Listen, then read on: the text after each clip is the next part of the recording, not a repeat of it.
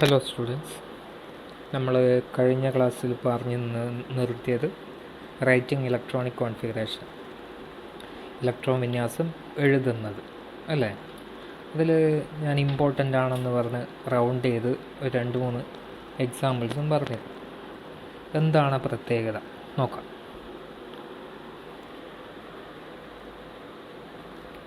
നിങ്ങൾ ഈ 3 എലമെൻറ്റ്സ്, ഈ 3 മൂലകങ്ങൾ ഓർക്കുന്നുണ്ടാവും. ഇത് 3 ആയിരിക്കും ഞാൻ റൗണ്ട് ചെയ്ത് ഇമ്പോർട്ടൻ്റ് ആണെന്ന് പറഞ്ഞത്. ഇതിൻ്റെ electronic configuration, subshell electronic configuration, subshell electron വിന്യാസം എങ്ങനെ എഴുതും? 1s2, 2s2, 2p6, 3s2, 3p6, 4s2. എത്രയായി? 10, 12, 18, 20. ഇനി ഒന്നല്ലേ ബാക്കിയുള്ളൂ. 4s കഴിഞ്ഞാൽ ഫില്ലാവേണ്ടത് 3D, ബാക്കിയുള്ള ഒന്ന് ഇടാം, ശരിയല്ലേ? എന്നാൽ ആക്ച്വലി ഇങ്ങനെ എഴുതുന്നത് തെറ്റാണ്. തെറ്റ് എന്ന് പറഞ്ഞാൽ മാർക്ക് കുറക്കാൻ സാധ്യതയുള്ളതാണ്.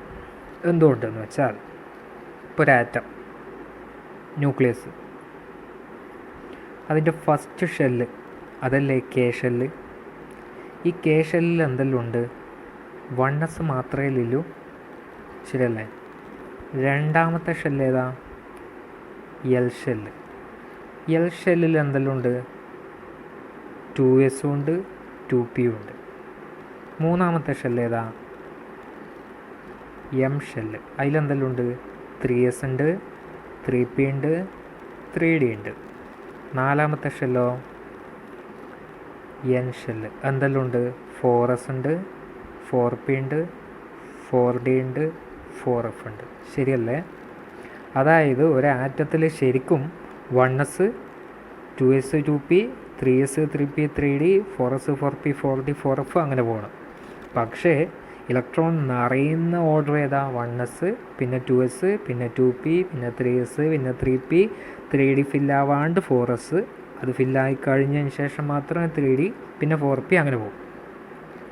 നമ്മൾ ഇങ്ങനെ എഴുതുമെങ്കിലും ഇങ്ങനെ എഴുതുന്നതിലൊരു മിസ്റ്റേക്ക് ഉണ്ട്. ഈ എഴുതിയതിൽ നമ്മൾ 4s എഴുതി കഴിഞ്ഞിട്ടാണ് 3d എഴുതുന്നത്, ശരിയല്ലേ? ശരിക്കും അങ്ങനെ എഴുതാൻ പാടില്ല. എങ്ങനെ എഴുതേണ്ടതെന്ന് നോക്കിക്കോ. എപ്പോഴും subshell electronic configurations, subshell electron വിന്യാസം എഴുതുമ്പോൾ ആറ്റത്തിൽ എങ്ങനെയാണോ സബ്ഷെല്ലുകൾ ഉള്ളത് അതുപോലെ തന്നെ എഴുതണം. ആദ്യം 1s, ശരിയല്ലേ? 2, 2s 2, 2p 6, 3s2, 3p6, 3p കഴിഞ്ഞാൽ ഫില്ലാവേണ്ട 4s. ഓർക്കുക, നിങ്ങൾ എഴുതുന്ന സമയത്ത് സബ്ഷെൽ ഇലക്ട്രോണിക് കോൺഫിഗറേഷൻ വിന്യാസം എഴുതുന്ന സമയത്ത് 4sഉം 3dയും വരുന്നുണ്ടെങ്കിൽ 3p കഴിഞ്ഞപാട് 4s ആണല്ലോ ഫില്ലാവേണ്ടത്. അപ്പോൾ 3p കഴിഞ്ഞ് കുറച്ച് സ്ഥലം വിട്ട് 4s എഴുതാം. ഈ സ്ഥലം വിട്ട് എന്തിനായിരിക്കും? 3d എഴുതാൻ. ആറ്റത്തിലില്ല പോലെ ഓർഡറിലൊക്കെ എഴുതേണ്ടതുകൊണ്ട് 3p കഴിഞ്ഞ് 4s എഴുതുന്നുണ്ടെങ്കിൽ കുറച്ച് ഗ്യാപ്പ് വിട്ട് 4s എഴുതാം. അപ്പോൾ അടുത്ത എന്ത് വരും? 3p6. ഇപ്പോൾ 10, 18, 4s2, 20. ഇനി ഒന്ന് ബാക്കിയുള്ള അത് എഴുതുമ്പോൾ 3d1 ഇങ്ങനെ എഴുതി പഠിക്കുക. അപ്പോൾ ഓർക്കുക, 4sഉം 3dയും വരുന്നുണ്ടെങ്കിൽ 3p എഴുതി കഴിഞ്ഞ് ഗ്യാപ്പ് വിട്ടതിന് ശേഷം 4s എഴുതുക. അതിലെത്രയാണോ ഇലക്ട്രോൺ ഇല്ലാതെ എഴുതാം. അതിന് ശേഷം ആ ഗ്യാപ്പിൽ 3d എഴുതാം. അങ്ങനെയാണെങ്കിൽ സെഡൻ എങ്ങനെ എഴുതും? 1s2, 2s2, 2p6, 3s2, 3p6. ഇനി 4s2 ആണല്ലോ വരേണ്ടത്. ഗ്യാപ്പ് വിടാം, 4s2. ആ ഗ്യാപ്പിൽ 3d എത്ര വരും? 10, 12, 18, 20. ഇനി ബാക്കി 10. ഡി ആയതുകൊണ്ട് 10 കൊള്ളുമല്ലോ. ഇനി ഇത് എപ്പോഴാണ് നമ്മൾ യൂസ് ചെയ്യുക? എങ്ങനെ ഓർത്ത് വെക്കും? നിങ്ങളിങ്ങനെ ഓർത്താൽ മതി. 20-ന് മുകളിൽ, ഇത് 21 ഇത് 30, ഇത് 26. 20-ന് മുകളിൽ ഇലക്ട്രോണുകൾ വരുന്നുണ്ടെങ്കിൽ 3dയും 4sഉം വരും. അപ്പോൾ ഓർത്ത് വെക്കാൻ എളുപ്പമല്ലേ? 20-ന് മുകളിലാണ് നിങ്ങൾക്ക് തന്നിട്ടുള്ള ആറ്റോമിക് നമ്പർ 20-ന് മുകളിലാണെങ്കിൽ എന്ത് ചെയ്യണം? മനസ്സിൽ ഓർത്ത് വെക്കണം. 3dയും 4sഉം വരും. അപ്പോൾ എഴുതുന്ന സമയത്ത് 3p കഴിഞ്ഞ് ഗ്യാപ്പ് വിട്ടതിന് ശേഷം മാത്രം 4s എഴുതാം. ഓക്കെ. അങ്ങനെയാണെങ്കിൽ F26 എങ്ങനെ എഴുതും? 1s2 2s2 2p6 3s2 3p6 gap വിട്ടു 4s2 എത്രയായി? 10 12 18 20 ഇനി 6 3d6. ഇതാണ് കറക്റ്റ്, ഇത് കറക്റ്റ്, ഇത് കറക്റ്റ്. ഇങ്ങനെ എഴുതിയാൽ തെറ്റ്. ഓക്കെ ഓക്കെ ഇതിനെ പറ്റിയുള്ള കൂടുതൽ ചോദ്യങ്ങൾ നമുക്ക് പിന്നീട് ചെയ്യാം. ഇനി നമുക്ക് പുതിയൊരു ടോപ്പിക്കിലേക്ക് പോവാം. ഇലക്ട്രോണിക് കോൺഫിഗറേഷൻ ഷോർട്ട് കട്ട് ഫോമിൽ എഴുതാൻ പറയും.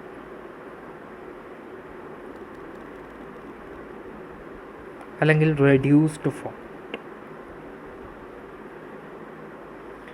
സബ്ഷെ ഇലക്ട്രോൺ വിന്യാസം ചുരുക്കി എഴുതാൻ പറയും.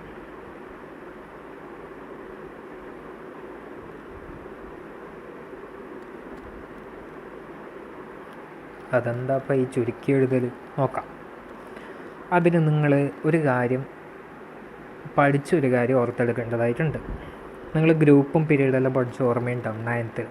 അതിൽ 18ാമത്തെ ഗ്രൂപ്പ് 18th ഗ്രൂപ്പ് എലമെൻറ്റ്സ് അവർക്കൊരു പേരുണ്ടല്ലോ, നോബിൾ ഗ്യാസസ്, അലസവാതകങ്ങളല്ലേ.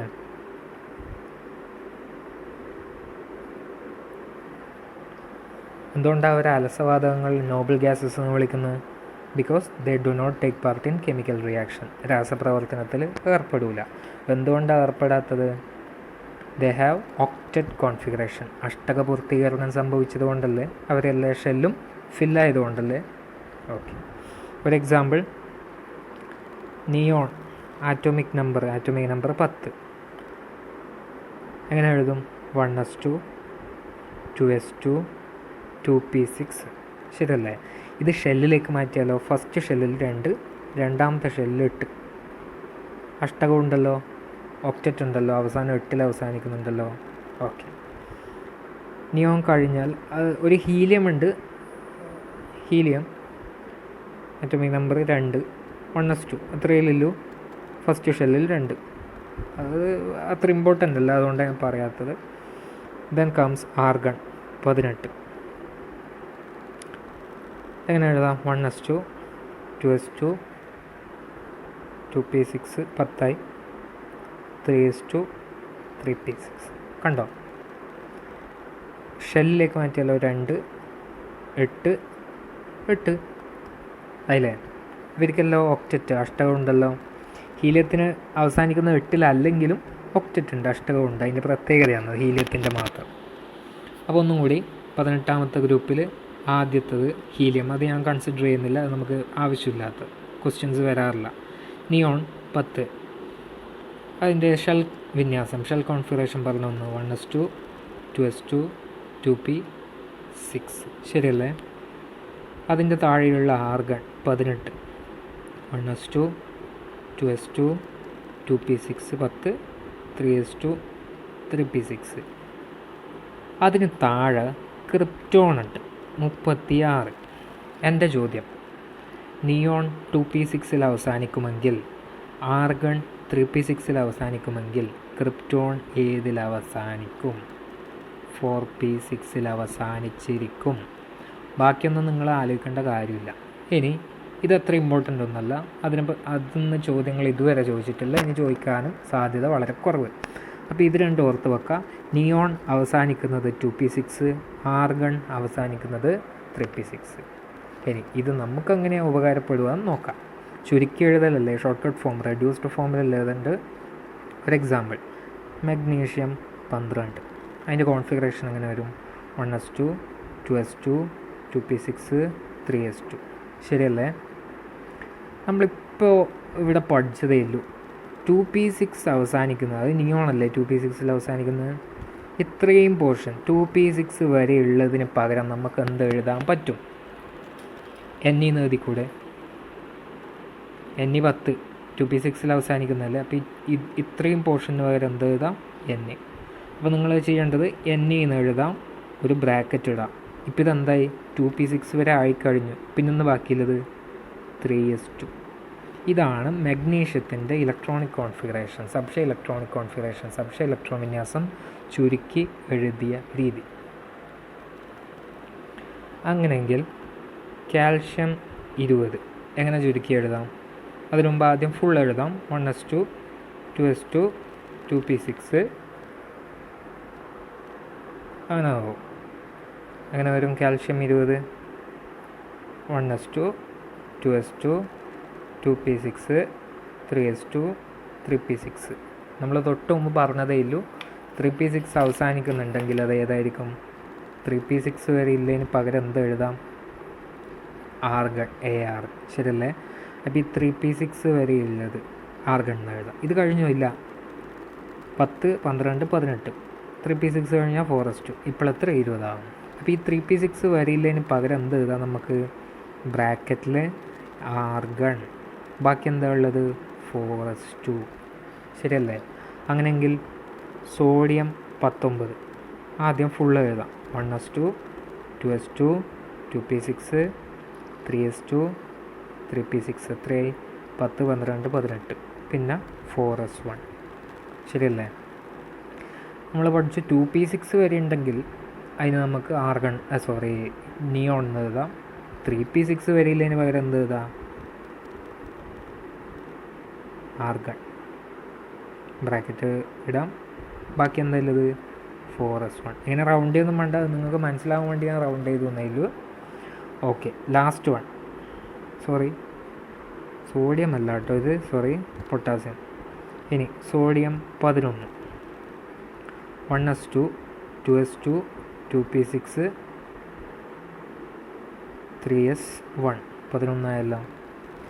2p6 വരെ ഇല്ല, ഇനി ഞാൻ റൗണ്ട് ചെയ്യുന്നൊന്നുമില്ല, നിങ്ങൾക്ക് മനസ്സിലായിട്ടുണ്ടാവും എന്ന് വിചാരിക്കുന്നു. 2p6 വരെ ഇല്ല, ഇതിന് പകരം എന്ത് എഴുതാം? നിയോൺ, ബ്രാക്കറ്റ് ഇടാം. ബാക്കി എന്തായാലും 3s1. അപ്പോൾ Ne വിത്തിൻ ബ്രാക്കറ്റ്സ് 3s1. ഇതാണ് സോഡിയത്തിൻ്റെ കോൺഫിഗറേഷൻ്റെ shortcut form. Last one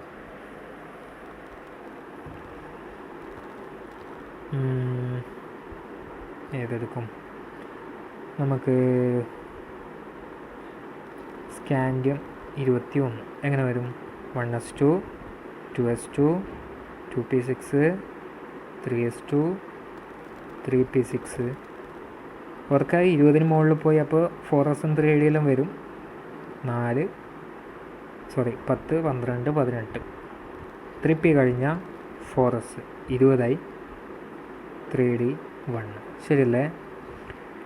ഇവിടെ നമ്മൾ പഠിച്ചതുമായിട്ട്, അതായത് നിയോണോ ആർഗണോ വരുന്നുണ്ടോ? 2p6 അല്ല 3p6 വരിയില്ലതിന് പകരം എന്ത് എഴുതാം? ഇവിടം വരിയില്ലതിന് പകരം എന്ത് എഴുതാം? Argon within brackets. ബാക്കി എന്തായാലും 3d1 4s2. ക്ലിയർ? എല്ലാവർക്കും മനസ്സിലായിട്ടുണ്ടാവുമെന്ന് വിചാരിക്കുന്നു. നമുക്ക് കൂടുതൽ ക്വസ്റ്റ്യൻസ് ചെയ്യാം. നിങ്ങൾ ഇതേ ക്വസ്റ്റ്യൻസ് ചെയ്ത് നോക്കാം. അതിനുശേഷം നമുക്ക് കൂടുതൽ ക്വസ്റ്റ്യൻസ് എക്സ്ട്രാ ചെയ്ത് നോക്കാം.